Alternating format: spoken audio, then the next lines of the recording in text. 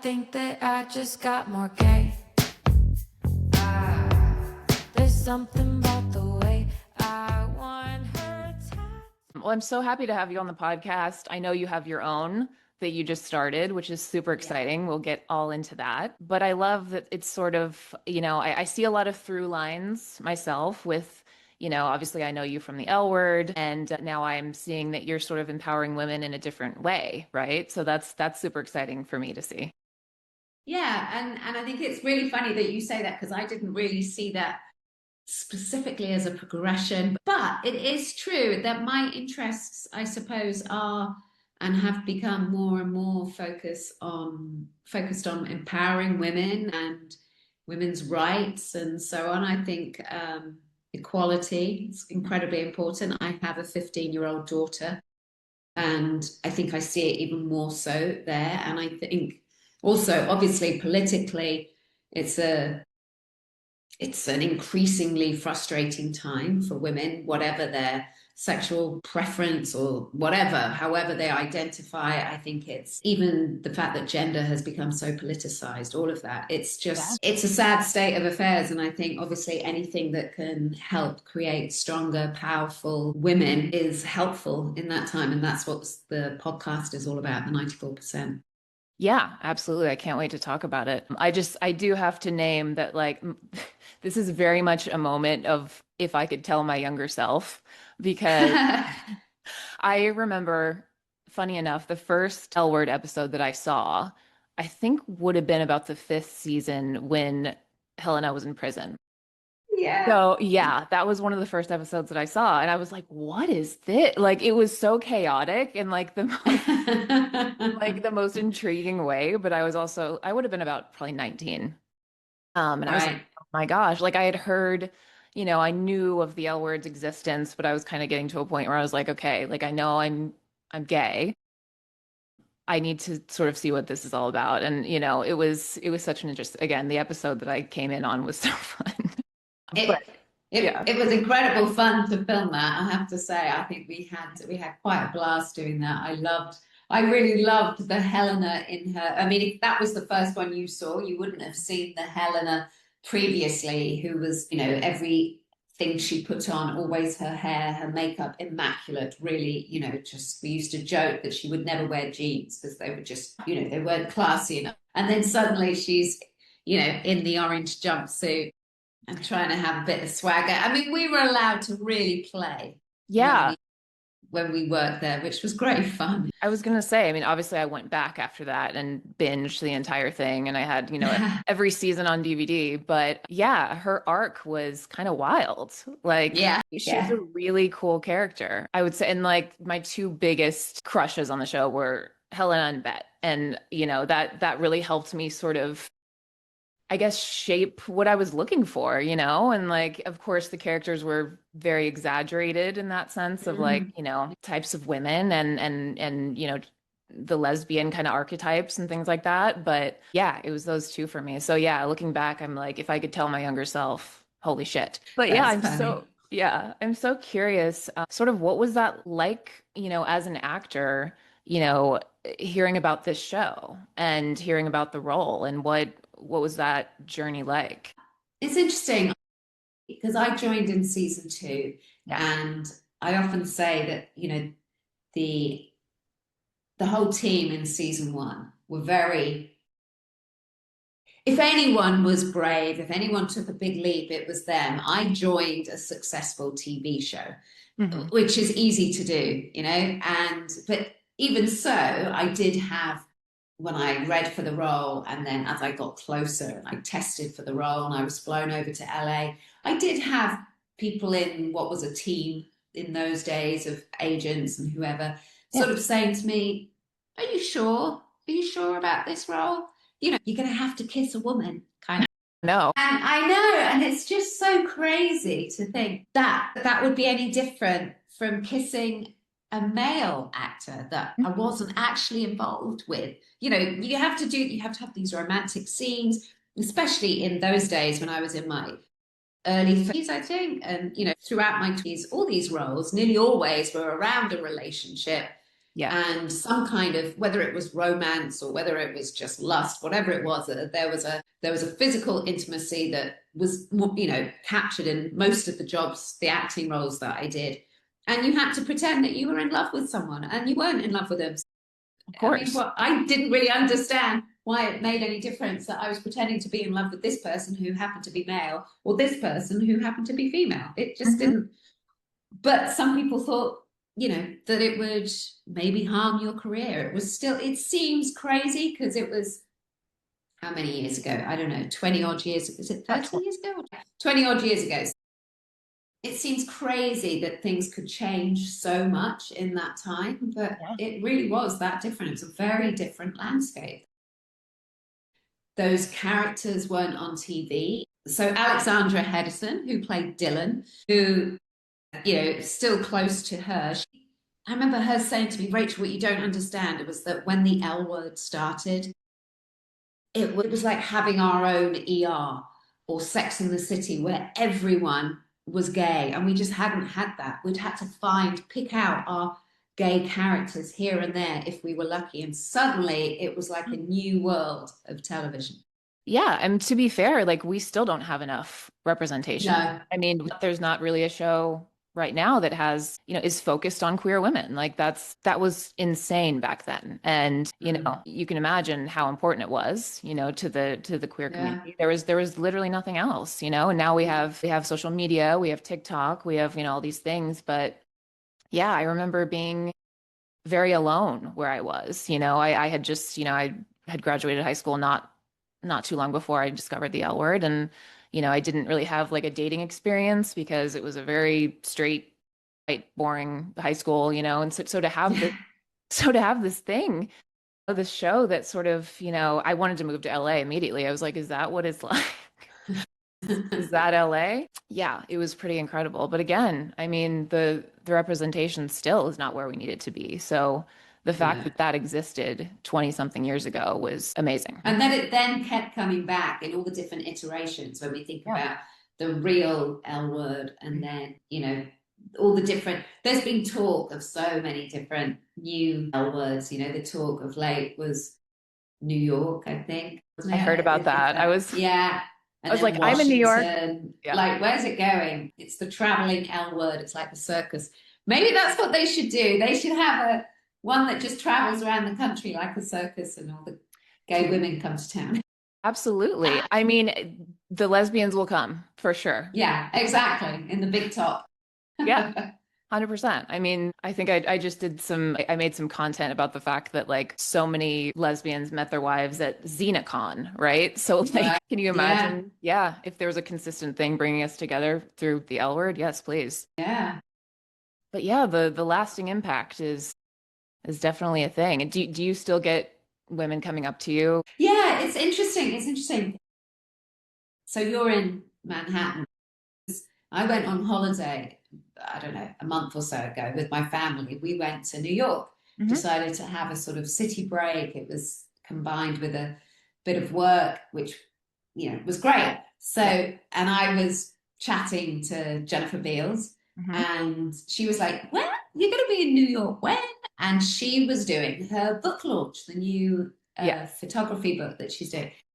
Turned out we were both in New York at the same time. So obviously we met up to chat and whatever, but she said, come to the book launch and I'll introduce you as a surprise guest. And so I had spent the day with my family sightseeing in New York. We'd done what I would now tell everyone never to do. We'd queued up for like 3 hours to go to the Statue of Liberty. Oh no. I could have told you that. Painful. Yeah, I think almost anyone who's ever been there before could have told us that. But anyway, that's what we were doing, and that's what we did. We queued up for hours, and I thought I was going to lose my mind in that queue. It just went on forever. Anyway, I thought it was going to take a couple of hours. It took all day. I got off the boat, and I had to go straight to the book launch. And literally, I just got off the boat. My hair's a mess, and I'm in that world of looking after family and moving along and being a tourist and being part of the herd and just walking along. And then I walk into Barnes and Noble on Union Square? Yeah, Union Square. Yeah. And I walk in there, and within 30 seconds, someone comes over to me and goes, "Oh my goodness, oh my goodness, you're Helena Peabody, oh my goodness," because they're here to see Jennifer. So there's this little sort of whirlwind, this little eddy of LGBT women and whatever, non-binary people who are there for Jennifer. And I walk in and suddenly I'm in a vortex. It was like stepping through a wormhole. I was in another world where suddenly I had this persona, and I was known, and I was well known, and people were excited. When I stepped back out, I was just another mum sort of unwrapping smacks and trying to get people to drink and put sun cream on. So, it was such a strange moment. It really was like a wormhole walking through, transporting myself to suddenly all these cheering people who have paid to see Jennifer are also getting super excited and cheering about me walking in, looking an absolute mess. Oh, no, you didn't. It's hilarious. Please. But I did. No.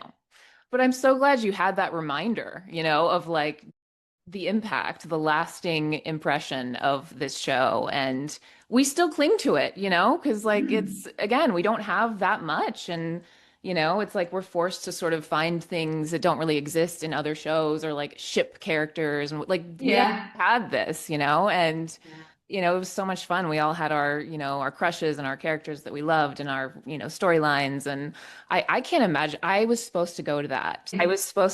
But my travel plans got messed up. And when I saw that you had been, I was like, oh my, I was so devastated. I'm great now. Totally made up for it. But the fact that those two worlds, it's quite interesting, because those two worlds obviously coexist. The world of the LGBT, where it happens in London still. I go to occasional events, and it's an LGBT world. And Diva magazine, which I work with a lot, I go to their events, and it's another world. And then I step back out, and it's funny, but that's an actor's world as well. I get the same. I did a very big Bollywood film that was nominated for an Oscar, and wow, okay, for a while. I think it still is India's biggest box office hit, whatever it's been. I did that 20 odd years ago. And, in that circle, if I walk into an Indian restaurant, I can still have the same, it's pockets of people, and it's interesting. That's really cool. I feel like that would be a nice experience of notoriety. It's like, it's not all the time, but it's being appreciated in certain communities. It is. I like it. I mean, I think it's great. Yeah. That's awesome. And so, tell me, I want to know how the podcast became a seed of an idea. How did it evolve? I'm so curious. Tell me all about it. I've been doing a lot of stuff with Diva magazine. Diva is the UK's biggest, actually Europe's biggest LGBTQIA plus magazine, and glossy magazine. So it's a lovely, shiny cover and beautiful magazine. So I've been working with them for many years, since I did a cover for them 20 odd years ago for the L Word, and I got talking to them, and I've always had this sort of dual profession and career of journalism and acting. I've always had the two side by side. One is always more than the other, but I kind of dip in and out. Okay. So I've been writing I've been writing for them and making audio for them for quite a long time. And one of the things that I was making was we did Pod Diva, which was hand in hand with the magazine. It was a podcast hand in hand with Diva magazine, and they're still all there. The back catalogue is huge. There's like over 100 episodes of Diva magazine with different interviews. I'm not in all of them. I'm just in some of them. Every time a new magazine would come out, we'd make a new episode, myself and the editor, and we'd talk about what was in the magazine, the content, what's been going on. The editor, Roxy Bourdion, is amazing. I don't know if you know her. She has a book out at the moment as well called What a Girl Wants. She's incredible. Okay, definitely worth looking up. Probably a great guest for you if you haven't already. Oh, absolutely. She's amazing. She's amazing, because she is also incredibly funny, very smart. Anyway. Noted. So where was I going with all this? Yes. So I would make this little feature, which was called Beyond Borders, where I would reach out to people outside of the UK to tell us about their LGBT life somewhere in the world. I just wanted to mix it up, get different sounds, because audio for me, I love podcasts, but I also love soundscaping, and I love producing more of a like a postcard rather than just talking heads. So I like to have sounds and shape something and make it like a package, like a feature, like an audio feature, like try and paint pictures with the sound and, you know, create an atmosphere. So I would ask people to send me their information, their story, if they wanted to. And Nikki Simmons responded. She was living in Switzerland. She's from Ireland, so she's very international. And she sent me her story. And from there, from doing that, I made that. And then she invited me over to Switzerland to make a feature about the company that she worked for their employment resource group. So I did that. That was great. And whilst I was there talking to all these different people, we started talking about statistics. Now, Nikki was the most capped female Irish athlete for a long time. She had played hockey, tennis, cricket. She's an elite athlete. No kidding. And yeah, so now she's in, I'm going to say her 30s, I think, and she's left that behind, as sports people do, but she's coached and she's been a teacher, and sport is still really important to her. And she's really passionate about sport and the lessons it can teach, especially women, right, and especially girls. The lessons it can teach us about everything, not just about our professional lives, but about our personal lives, how to operate, how to work in a team, how to build discipline, how to be resilient. You have your own podcast. I'm sure you are disciplined. I'm sure you are resilient. And I'm pretty sure you played sport when you were younger. Did you?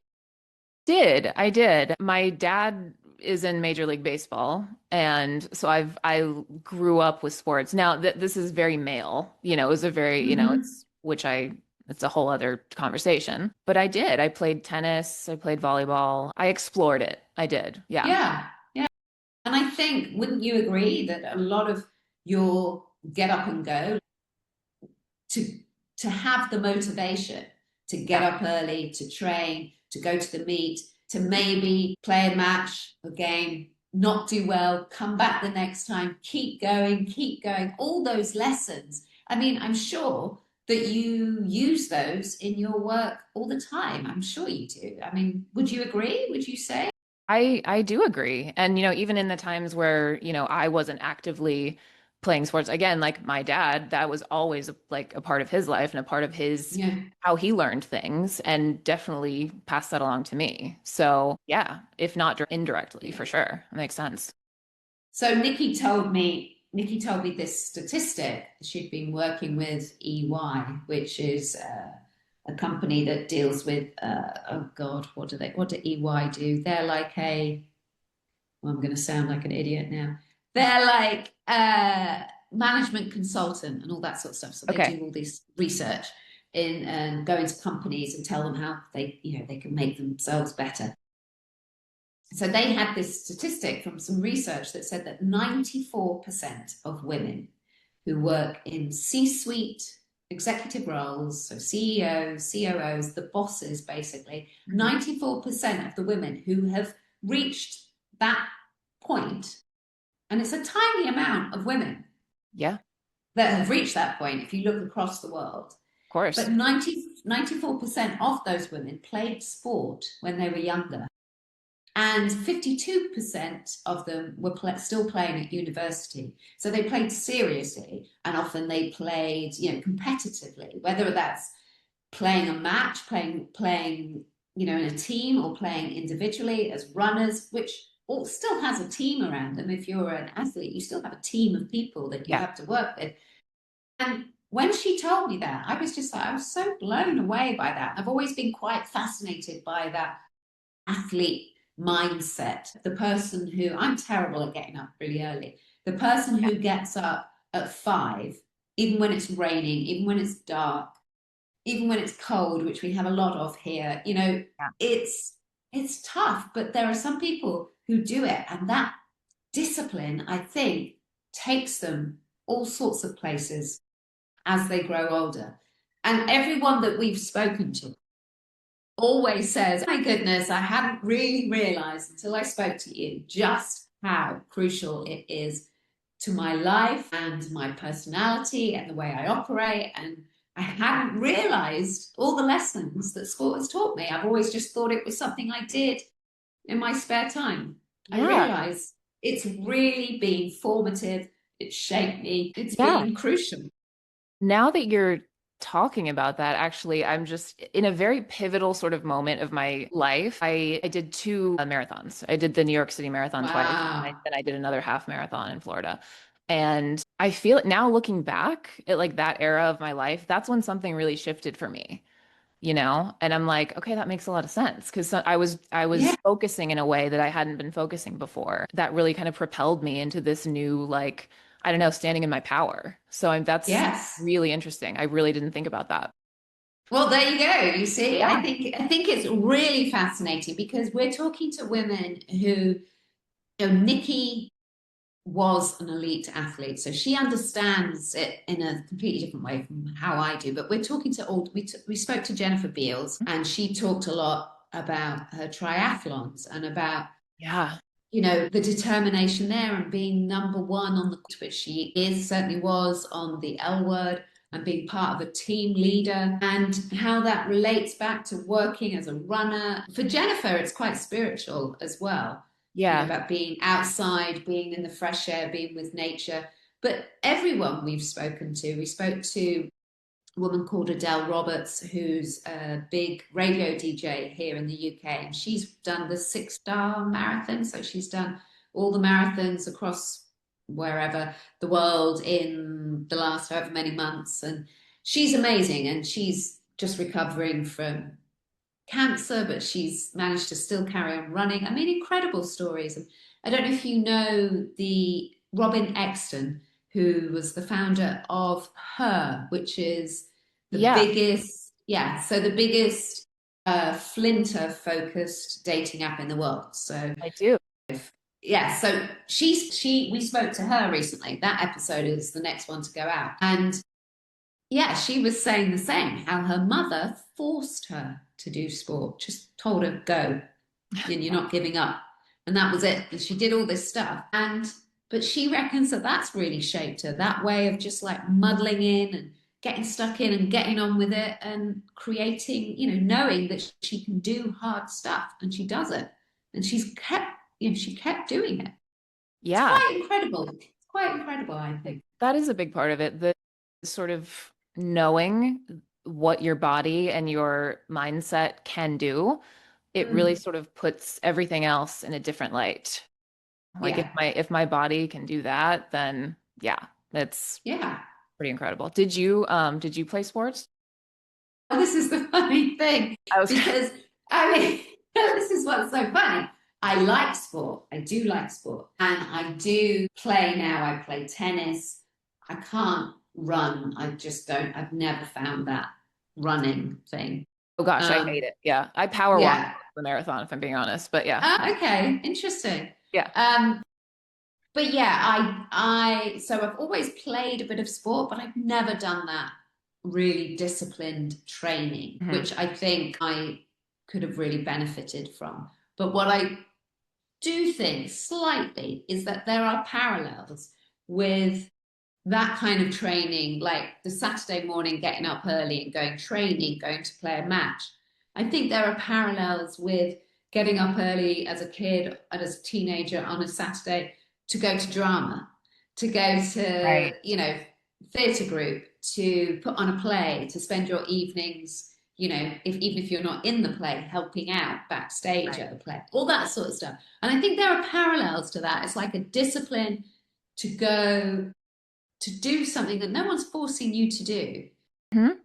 And it's quite hard work, and it can be quite challenging, and it can be quite almost harrowing at times. You're taking a risk, you're putting yourself out there, you're putting yourself on the line, using a sporting metaphor, which, by the way, since I started doing this podcast, I hadn't realized there were quite so many amazing sporting metaphors to be used. I'm loving them. Anyway, you really put yourself on the line and you take a risk and you fail, well, you get back up, or you do really well and you improve. But you do it with a team, and you build resilience and discipline and teamwork. And I think there are similarities with performing arts, and that's definitely one thing that I'm trying to pull out when we have these conversations, because not everyone is a sports person. They're all different walks of life, but they're using sport in whatever field they're in, whatever. Right. And I'm sure you've done theater. Yeah. Yeah. Not for a long time though. Yeah. Well, I mean, muscle memory, I'm sure, but my other things that I do is I produce theater here in New York and on Broadway. And uh they're Olympic level athletes. Like the stamina and the to do 8 shows a week and do what they're doing is, oh my gosh, the discipline, right? So I can totally see that being a parallel to the discipline that it takes to be an athlete. Absolutely. Yeah. Absolutely. I just read a thing when we were in New York. We went to see John Proctor as the villain. Oh yeah, and I haven't seen that one yet, but I've heard incredible. It's incredible. I would definitely recommend going. And Sadie Sink in that is just amazing. And I read something this morning of her saying, it's exhausting, and sometimes I don't want to go. Sometimes it's really hard to get myself on stage. But she was saying that the thing that makes it worthwhile is when she comes out afterwards, because there's always so many people outside at the stage door, and they go crazy. Because we stayed, my daughter wanted to stay, and people go crazy. People love it. It's a really good piece of theatre. It's amazing. Yeah. Yeah. It's a good season of Broadway. There's a lot. But yeah, I just have the utmost respect for those performers. It's wild. Yeah. I know I'm not built for that. I've done film, but theater is, it's a lot. It's a whole animal. Yes. Oh, it's absolutely physically draining. And it's when I did do it, which was a long time ago, I remember most evenings you come off stage and you're buzzing, but you're exhausted, and your whole kind of life is turned upside down, because you can't just go home, go to bed. You can't. You have to stay up for a bit because you're full of energy, and totally, and you have to, don't you? You have to sort of wind down, and your whole day is just upside down. It's completely exhausting. It takes over. Not in this, like you say, not in the same way as a sports person maybe, but it is a training, is a definite, and some more than others obviously, but it's a definite physical act, physical work. Right. So where do you see the podcast going from here? Do you have any dream guests? Like, do you have people that what kinds of stories are you wanting to tell? Well, it's interesting because quite often we don't know what we're going to get until we get in there. As much as, when I'm prepping to interview someone, I do a fair amount of research, try and find out a lot about them. Mm-hmm. But when you're focusing on such a specific area as sport, you find that quite often, even though someone might be quite well known, there's not an awful lot about them talking about sport. So you don't actually know what you're going to discover. And I think our guests oftentimes, when they're talking to us, will say, I'd kind of forgotten about this, but I did play county whatever tennis for 2 years. And you go, what? How could you forget that? But I just did that. Yeah. People do. They forget. They're like, hang on, no, I was a wrestler for a while. That's what one of our guests said. And I was like, what? It was. Oh, yeah. Yeah. Big stories that they'd almost forgotten. They'd shifted aside because they might be well-known people, but they're telling stories that you haven't heard them tell before. That said, we would love to talk, because although Nikki's a gay woman, and obviously I am in that area of LGBT, that's where a lot of the people who know me are, in that sort of an umbrella LGBTQIA pocket. But we don't, we're not limiting ourselves just to LGBT people. Someone that we'd love to interview, actually, American, is Pink. That's a big dream. I think I'd be a bit nervous, but I would like to interview her, because there's someone who was a gymnast, for a long time. And you can tell by her stage performances just how physical, you can see that training that she must have had. and that dedication. And I'd love to talk to her about that, because I don't know if you remember, there was also a big story not that long ago where, was it last year at the Olympics with the beach volleyball? And there was a team, a European team, maybe the Swedish team, who were being told they had to play in these skimpy little beach. Right. I can't remember. The uniforms were ridiculous. I mean, it looked like they were going up for Miss World, and they were trying to play sport. And you think of all the practical nonsense that they would have to deal with. Like, you're a sports person, you're a sports woman, and you're really going to spend that long making sure that you've shaved your legs or you've done your bikini line? What if you've got your period and you're wearing this skimpy little, I mean, it's terrible. Clearly, anyway, so women were not behind this whole logic. No, of course they weren't. So Pink weighed in. I don't know, I can't remember the exact details, but she weighed in and said, if you get, stick by your guns to the team, refuse to wear what they're telling you to wear what you need to wear, and if they fine you, I'll pay it. She was like offering to stump up and protect them, which I thought was amazing. So I think she's got very strong opinions about sport, and obviously she's a real feminist, and I think she'd just be quite fascinating. And oh my God, I think she'd have some amazing tales to tell. Absolutely. When people ask me the best concert that I've seen, I immediately go to Pink. It was, I think it was last year, about a year ago. Incredible. I mean, obviously now she incorporates the flying around the, Is it a trapeze, or is it silks that she does? I think it's a trapeze situation. I mean, it's very advanced, but yeah. And like sounding flawless, and the training, like that has to, the difference in, I've seen videos of somebody standing on her, like on her diaphragm to train to be able to project that kind of sound with that kind of pressure. Like, wow. Yeah. It's insane. She's a special one. Like, that would be an amazing guest.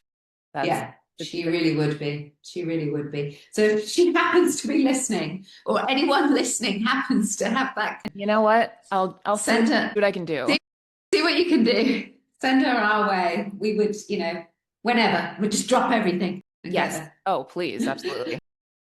You can do. I'll help you out there. Yeah. I mean, please, between the two of us and like the female and the queer community, we've got to have a link to Pink, please. We must have. Also, Renee Rapp, who, again, talking to Jennifer Beals recently, and they had their whole Coachella moment last summer.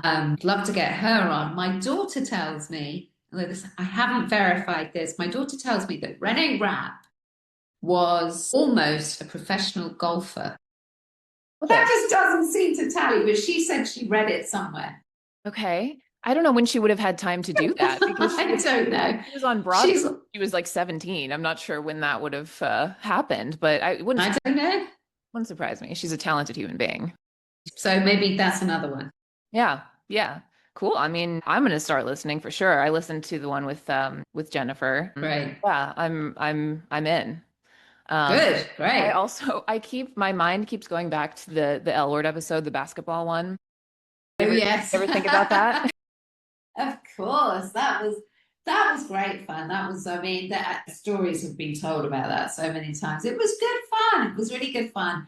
I think it was quite funny the way production dealt with that whole thing. As a cast, generally, we'd be in the studio and at a few locations in Vancouver. We'd go to LA to do exteriors every now and then. But for the most part, we were in Vancouver, and it was, Bet and Tina's house and the house next door. They were all sets, the back garden with the pool was a set. It was very comfortable. That you can light it, you can make it the temperature you want. It's very comfortable. Every now and then when we'd go off and do this big thing, that would be, one year we went to Whistler skiing for Carmen and Shane's wedding. That's right. And, it's a bit, we're all talked about the safety, and there's snow and there's going to be skiing, and, it's a big, big event. And then basketball was another one where it was like, okay, we're going to be playing basketball and you're all going to be having training. If this is what's going to happen on the day, and there's lots of prep, as there is around any filming, because your time is limited and you've got to get what you've got to get. You've got a day, you've got 2 days. There's no, you can't have mistakes on the day that screw up filming. I get that. But it was so funny because we all had to train and do basketball training, even though Did you really? Even though most of us were actually meant to be a bit crap at playing basketball. And the ones who were good were already good, like Jennifer. She'd played through high school. Of course she was. Yeah, of course she was. And I think Laurel was good as well. I think she'd done a lot. I think also Pappy, who was played by Janina Gavankar. Do you remember Pappy? Absolutely. So I remember everybody. Yeah. Okay, so I think she already knew what she was doing as well. But, my character and Leisha's character, Alice, and Kate's character, Shane, and Mia's character, Jenny, we're all supposed to be a bit rubbish. Yeah. I think, as I remember. I mean, it came across as like, it was a little bit of a hot mess, which was so entertaining. Yeah. Yeah, exactly. That was the whole point. But still, we had to go and have training, and we'd meet up and try and sink hoops. And I didn't even know what sinking a hoop was then. I was like, it's what? Because I'm English, so I'm netball. And I'm like, you can't run with the ball. You can't bounce it. You have to stop. Right. You have to pivot. That's what you do in netball. You pivot. Right. Anyway, no, it was completely different discipline. So it was kind of hilarious that they made us train like that. We were all supposed to be a bit rubbish. But then obviously there was the big shot over the back of the head. I was going to say, how did that? Well, we did it. I remember this very clearly. I remember there was a scene in Alice's apartment where she's, I just throw it and it goes in accidentally. And she's like, that's your secret weapon. And it's a bit of a joke. And that ball never went in, the little one that I was practicing with in the hallway over my shoulder. It never went in. So we set this up for the big day, and there's all the people watching, and there's the other team, and there's huge cameras on dollies rushing and cranes and 3 angles, and it's all going on and everything's happening, and it's the moment, and it's obviously have a go, it's never going to happen. And on the first one, I just throw it over my back and it just goes in. It was such a fluke, such a moment. Everyone kind of, as you would, but then obviously it's we've got to make this scene work. But there are definite looks between everyone where everyone's going, you did that. And I was like, I have no idea how. It was a fluke. I don't know what the statistics are for that. Probably wouldn't be 94%. It would be 99.999% chance of someone like me doing that. I mean, and everyone, there are all these looks between people. And the fact that everyone no one broke character. No one went or anything. Everyone's just, it was a really exciting moment, actually. And we carried on, and I'm not even sure that they got everyone's reaction, but it was pretty cool. Yeah. I mean, it came across I wondered about that. I was like, I wonder how many times that took. But have you seen the footage of Sigourney Weaver doing the same thing? There's, oh my gosh, I'll have to send it to you. I can't remember what film it was for, but she does the same thing. It's like a over the shoulder thing and it goes in, and you can almost see a couple people break. I've seen the footage on TikTok of people pointing out people losing their minds because it actually happened. But it was such a badass moment, and you did the same thing. You're in good company. I didn't know that. I really would like to see that. I wonder what that is. That's good company to be in. For sure. It was a real moment, and it was everything for me to just kind of go, try and think in character, hang on, carry on. Yeah. It was funny. It was great. It was really good. As soon as they said cut, I remember just saying, was that covered? Because it could have been that particular shot. They were only getting heads, they were only getting faces, and they didn't get the overarching, but they did. They got the whole thing. So it was a relief that wasn't wasted. That's awesome. I mean, that could have been, your calling. Maybe you should revisit basketball. Yeah, I don't know. I mean, I love sport, I have to say. I remember the very first time I did hurdles at school. I think I must have been about 13 or something. And I loved them. And my PE teacher was got the entire PE staff to come and watch me. And I was like, what? I've never done that. What? And they were like, you're amazing. You're amazing. Nothing ever happened. I don't think I ever did it again. And I remember thinking, I didn't think anything at the time. It's only recently when you start talking, I start talking a lot about sport, and I think, I wonder what I had then. I mean, I might never have repeated it. It might never have come up again, but I don't remember ever anything. I wasn't in that world where someone would say, wasn't that kind of school where they're so right, you know. Right, same. And you're pretty tall, right? Yeah. Well, 5'8", 73. Yeah. So obviously that would have been helpful. Yeah. Yeah, same. I did have that pointed out to me, you know, growing up, like you would be really good at, you know, basketball or volleyball. And I was. Yeah. I had long arms for the volleyball and the, you know, tennis. But yeah, I mean, it was same, I think, as you. Is I just didn't really have many people telling me, you know, this is your thing. But yeah. I think you do. I think that's one thing that we have discovered talking to people, is that you do often need, a lot of people need that other person in their life, especially if you, like Nikki, my co-host, Nikki Simmons, she, you know, unless you're at a school where everything is provided for, and I think that's quite rare, especially in the UK. I think sport provision in the UK is not maybe as good as it is in the States. You need someone who's going to drive you to where you need to be to get to wherever it is, because the chances, like for Nikki, when she was playing hockey, she couldn't just do it in her local town. She had to go somewhere. She had to get us, you know, she had to. And so, of course, if you're young, when you're in your early teens and you can't travel on your own, maybe it's just, you do need someone to give you that push, to give you the impetus, to help you along the way. True. Yeah. You know, the cheerleaders. And we talk about that quite a lot on 94%. We talk about the team of people around you who aren't even on the pitch. So the volunteers who referee at these, you know, teams, you know, when they're doing this, they're volunteers, the volunteers who drive, the volunteers who train them. Everyone's, you know, it's a huge team of people. And that's sort of, as a young teen, working with maybe someone who's much, much older than you, and having to work together as a kind of team, because they're your coach or they're your manager or they're your driver, and having to sort of interact with all these different ages. How great that is as a lesson as well. If you don't have that at home, you know, it's important things. I mean, that speaks to, you know, having support in any area as well. Did you feel like, in terms of acting, like, did you have that? Like, did you have a certain kind of support propelling you in that direction?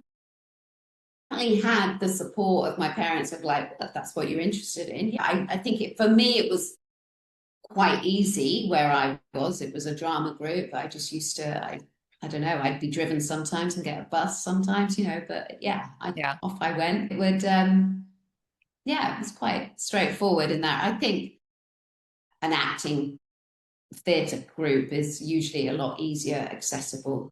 I mean, you have to pay for it, and there is that, obviously, and that makes it inaccessible to a fair amount of people. But no, I definitely had that support.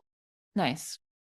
Well, I mean, it sounds like the 94% podcast is very relevant in many areas. And I mean, I'm going to recommend it to all of my, you know, beyond the LGBTQ group, just, you know, all of my female friends and connections. It's, you know, I think it's important what you're doing. Thank you.